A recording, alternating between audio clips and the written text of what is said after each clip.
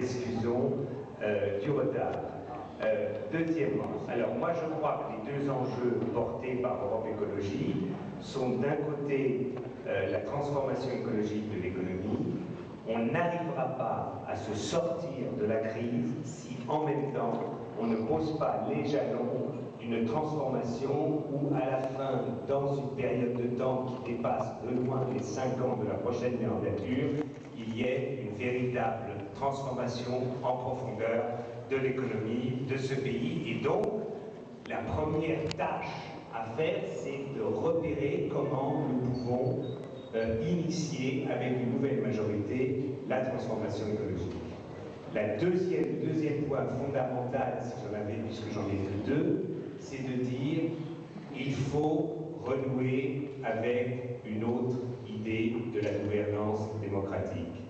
On ne peut pas continuer dans ce pays à asséner aux citoyens qu'ils sont dirigés d'en haut et qu'il n'y a aucune éthique de gouvernance qui devrait être quelque chose qui soit important et qui nous responsabilise tous. C'est-à-dire que de remettre une éthique de la gouvernance et du bien commun et du bien public au centre de nos préoccupations, de la politique et de nos pratiques politiques, je crois que ça fait partie d'une rénovation culturelle de la démocratie absolument nécessaire si nous voulons tenir, parce que nous n'allons pas raser gratis.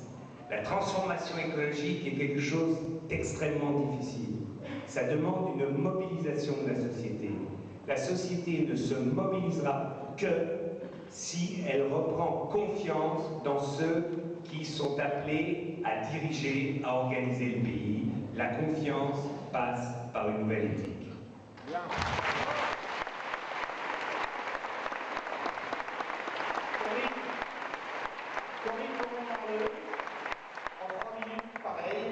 Les enjeux, le ou les deux enjeux prioritaires.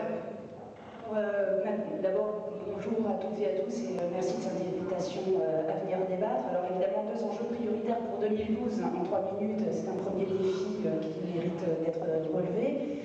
La première chose, et je ne sais pas si c'est la première et la dernière, mais je suis effectivement assez d'accord avec ce que vient de dire Dany sur le fait que le premier enjeu, c'est bien la transformation écologique et sociale de la société.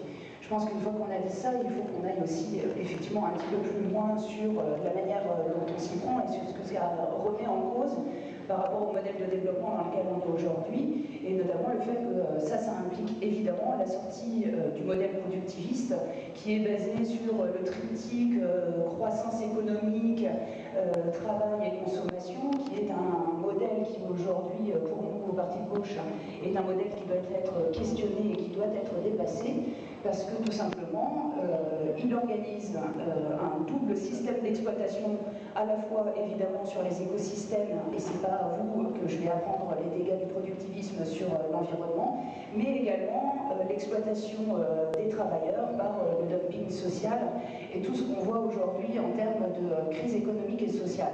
Donc du coup, il faut que nous nous posions les vraies questions, qui sont d'abord que consommons-nous, que produisons-nous, et puis aussi, évidemment, comment nous le produisons.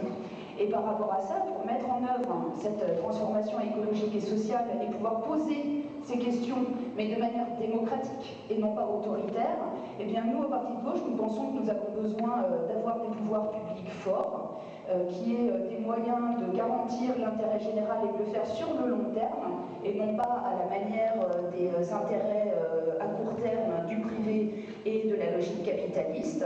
C'est ce que nous appelons au Parti de gauche la planification écologique. J'espère que j'aurai l'occasion d'y revenir, parce que je sais que ce mot en hérisse certains, et pourtant je suis sûre que nous avons beaucoup de points d'accord sur cette question-là.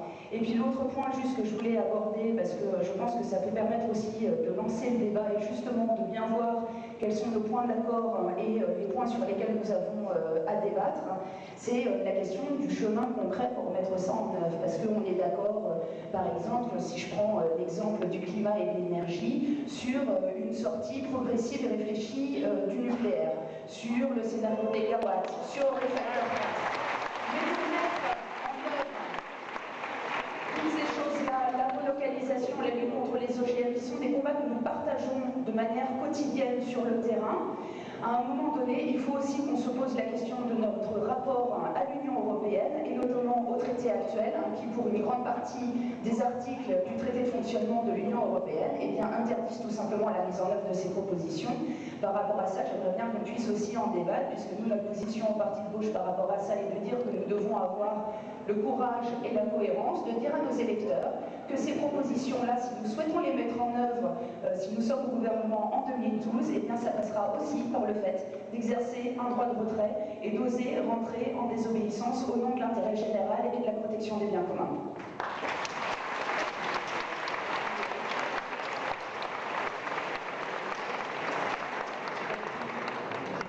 Que Patrice Pessac partage certaines des interrogations de Corinne Morin-Larleux, notamment sur